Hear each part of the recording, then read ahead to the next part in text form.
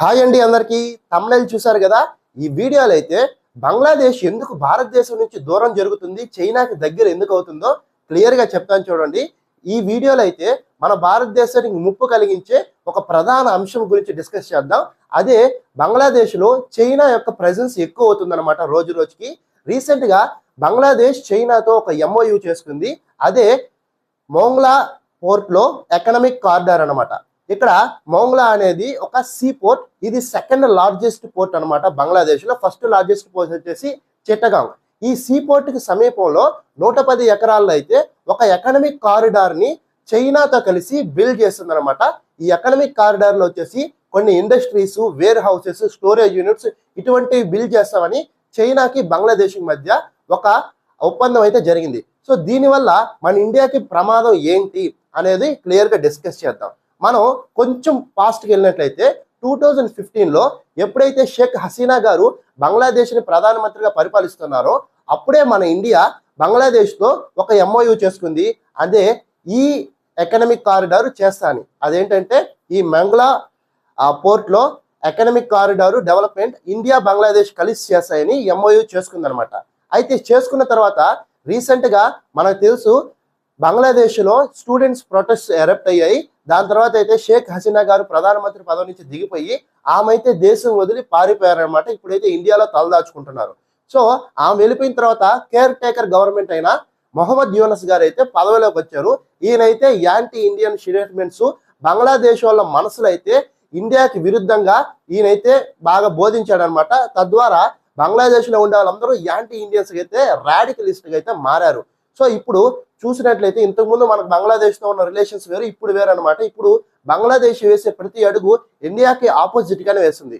So ఇండియాకి opposite గా వేయాలంటే వీళ్ళు ఇండియాకు శత్రువు అయిన పాకిస్తాన్, చైనాతో చేతులు గడపాలన్నమాట. అదే చేసింది Mohammad Yunus caretaker government. 2025లో మనకి బంగ్లాదేశ్ ఒకప్పుడు జరిగిన ఎంఓయూని క్యాన్సిల్ చేసి అదే ప్లేస్ లో చైనాకి బంగ్లాదేశ్ కి ఎకనామిక్ కారిడార్ కోసం అయితే సైన్స్ చేసుకున్నారనమాట. సో ఈ 110 ఎకర్స్ లో అయితే ఇప్పుడు చైనా ప్రెజెన్స్ ఉందన్నమాట. చైనా ఇక్కడ industries and manufacturing units, warehouses ఇటువంటి అయితే బిల్డ్ చేయకపోతుంది. అయితే చైనా ప్రెజెన్స్ ఉంటే మనకేంటి లాస్ అంటే ఇక్కడ మనం క్లియర్ గా చూసినట్లయితే మోంగ్లా పోర్ట్ వచ్చేసి మన దేశంలోని కోల్కతాకి కేవలం 188 కిలోమీటర్లోనే ఉంది. సో ఇక్కడ చైనా ప్రెజెన్స్ ఉంటే మన భారతదేశం మీద నిఘా అయితే పెరుగుద్ది అనమాట. అంతేకాదు చైనా ఎందుకు బంగ్లాదేశ్ లోకి ఎంటర్ అవ్వాలనుకుంటుంది అన్నట్టు చూసినట్లయితే చైనా వచ్చేసి ప్రపంచంలోనే ఎక్కువ క్రూడ్ ఆయిల్ దిగుమతి చేసుకునే దేశం అనమాట. 80% దీని క్రూడ్ ఆయిల్ వచ్చేసి ఇండియన్ ఓషన్ గుండానే పోద్ది. మనకు తెలుసు కదా, ఇండియన్ ఓషన్ లో ఎక్కువ కంట్రోల్ మన ఇండియాదే ఉంటుంది. అంతేకాదు రిమైనింగ్ చాలా కంట్రీస్ ఉన్నాయన్నమాట. అలాగో ఇండియాకి చైనాతో మంచి టైస్ లేవు కాబట్టి మన ఇండియాలో అయితే చైనాకి సంబంధించిన పోర్ట్స్ ఏమి బిల్డ్ చేయలేదు. కానీ చైనా ఈ ఇండియన్ ఓషన్ కి చుట్టుపక్కల ఉన్న దేశాల్లో సుమారు 17 పోర్ట్లు అయితే నిర్మించింది అనమాట. ఈ 17 పోర్ట్లు చైనా ఏం చెప్పొద్ది, మేము జస్ట్ ట్రేడింగ్ కోసమే ఈ పోర్ట్స్ నిర్మించామని చెప్పొద్ది. కానీ చైనా మీద పాస్ట్ లో చాలా అలిగేషన్స్ ఉన్నాయి. ఈ పోర్ట్స్ ని కేవలం ట్రేడింగ్ కోసమే కాదు, దీని యొక్క ఇంటెలిజెన్స్ అండ్ దీని యొక్క సెక్యూరిటీ కోసం కూడా యూజ్ చేసుకుంది అని అయితే దీని మీద అలిగేషన్స్ ఉన్నాయి. అవి అలిగేషన్స్ కాదు, నిజాలు అనమాట. ఇదే పని రేపు బంగ్లాదేశ్ లో చైనా కూడా చేయబోతుంది ఈ మోంగ్లా పోర్ట్ లో. ఈ మోంగ్లా పోర్ట్ కి చైనా వచ్చిన తర్వాత ఈ మోంగ్లా పోర్ట్ నుంచి మన దేశం మీద ఎక్కువ నిఘా పెట్టడానికి అవకాశం ఉందన్నమాట. తద్వారా మనకైతే ఇంటర్నల్ సెక్యూరిటీ ఇష్యూస్ చాలా తలెత్తవచ్చు. అయితే ఎందుకు భారతదేశం ఈ ఎకనామిక్ కారిడార్ ప్రాజెక్ట్ ని కోల్పోయిందో క్లియర్ గా చెప్తాను చూడండి. 2015లో భారతదేశానికి బంగ్లాదేశ్ మధ్య ఎంఓయూ సైన్ అయింది కదా.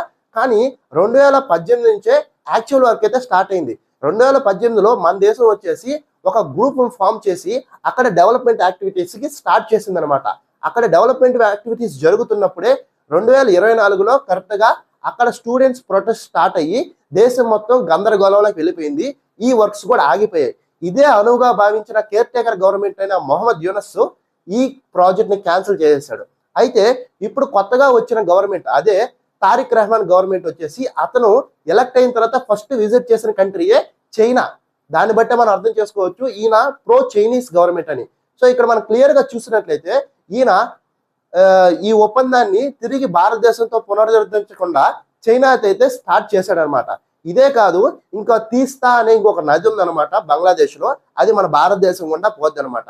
ఈ నదీ జలాల ఒప్పందం అయితే మనకి ఇంతకు ముందు బాగుండేది. అంటే ఆ మొహమ్మద్ ఈ ఉంది కదా షేక్ హసీనా, ఈమైతే అప్పర్ హ్యాండ్ మన ఢిల్లీకే ఇచ్చేది, మనం వచ్చి నిర్ణయాలు తీసుకునేది అనమాట. అయితే ఈ నదీ సమీపంలో కూడా ఇప్పుడు చైనా వల్ల ప్రెజెన్స్ ఎక్కువ అవుతుంది, చైనాకి సంబంధించిన ప్రాజెక్ట్స్ ఎక్కువ వస్తున్నాయి అనమాట. సో ఈ నది మనం చూసుకున్నట్లయితే మన సిరుగురి కారిడార్ ఉంది కదా, చికెన్ నెక్స్, దానికి చాలా దగ్గరగా ఉంది.